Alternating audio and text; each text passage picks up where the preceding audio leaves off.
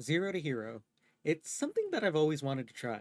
I've watched one of my favorite YouTubers, Yumi, do this, so I figured I'd give it my best shot. I'm sure you're already familiar with the rules of Zero to Hero. No outside help, pugging only, etc., etc. The only issue is we have 2 weeks until April 23rd when patch 10.3 is released. This means I have only 14 days to reach 2500 IO. So, I hope you wish me luck. On my relatively fresh Ellie Shaman, I sit at only 368 item level. To even consider getting into keys, I need to buy some auction house BOEs. Nice. We're 420 item level. Now that we're fully transmogged, we can jump into a few keys. In a +2 fall, we were able to easily kill the first boss. Our tank decided that he wanted to pull everything, so I decided to steal his mob. Very quickly, our 3 mob pulls picked up a few more friends. After clearing the platform, our good friend Manifested Timeways rose from the earth. One. Being able to turn into a wolf is so nice for running away from balls.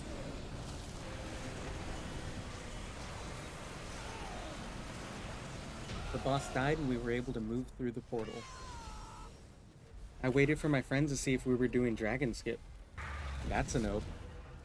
I thought I would be able to pull off some crazy numbers, but I was just a side character in the Rat Paladin's world.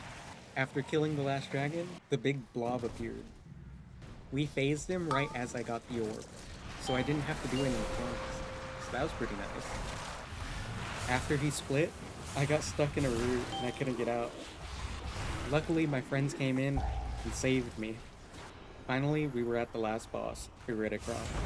Our warlock and tank had died, and then our only hope, the Ret Paladin, died. And then we all died.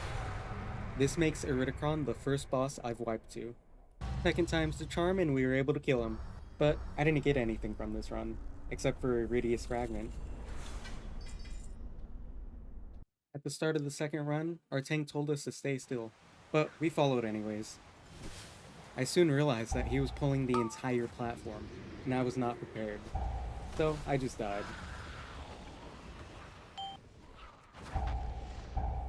After I had returned, we were able to take out all of the mobs with no issue. Then the boss spawned. Just as quickly as he spawned, he died in the same spot. The best part of Rise is definitely the maze.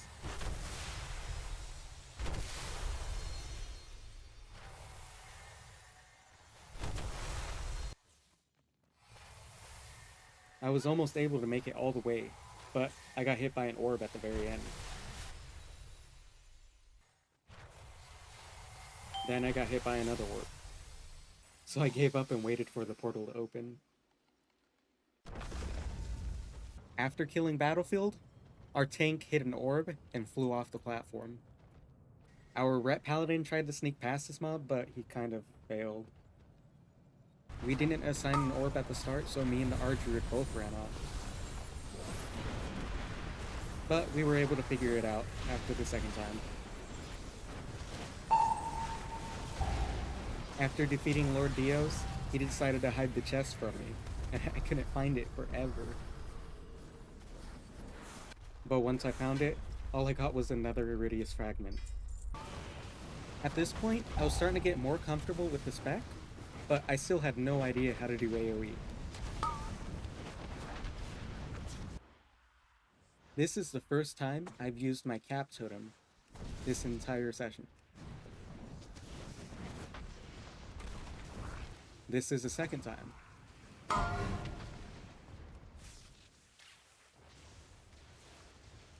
I was hoping to beat the Augment Evoker, and he was no match for my power.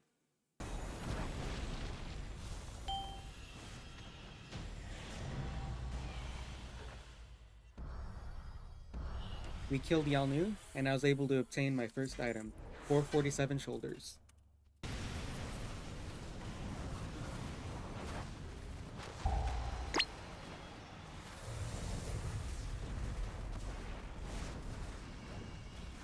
I killed Lord Dios again, and got another Iridius fragment. Like, seriously, how many more am I gonna get? In a Taldazar, we jumped down, pulling 2 packs of swords.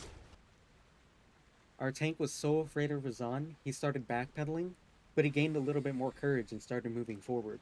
But Razan was already gone.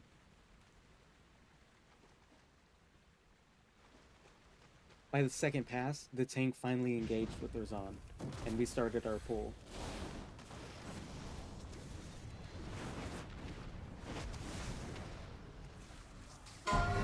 Four, three, two. Our fearless 1. warriors promptly got feared. And then Razan ate him.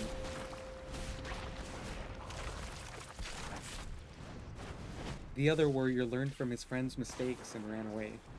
But our tank wanted to run into Razan's mouth. And then Razan ate our healer. It's almost like it's a new mechanic. So as you know, with most tanks, they have to size up the pack before they can jump in. So we sat here as he mentally prepared. When he was finally ready, he charged in. As per usual, our warrior friend decides to fall and take a nice nap on the ground. Our other warrior thinks it's nap time, so he decides to fall on the ground too. Since no one else is killing totems, I guess I'll just do all the work. Don't worry guys, I'll solo the boss too. Our tank thought Yasma was pretty hungry, so he ran her through all the souls. I managed to push mine out, but that didn't stop the souls from reaching me. Yasma turned around and assassinated our warrior. As protocol, I have to be the last DPS standing at the end of the fight. For all the skill and bravery I displayed, I got nothing. After finishing Blackrock Hold, I got my second item, a 444 cloak. I returned to a Taldazar and killed Yasma again. And just like before, I got nothing. Shade of Xavius dropped his chest, and he gave me some wrists. The only thing that dropped from Throne of Tides was some IO. Same for Waycrest. And with that, day 1 was complete. I only have 13 days left to gain the remaining IO I need.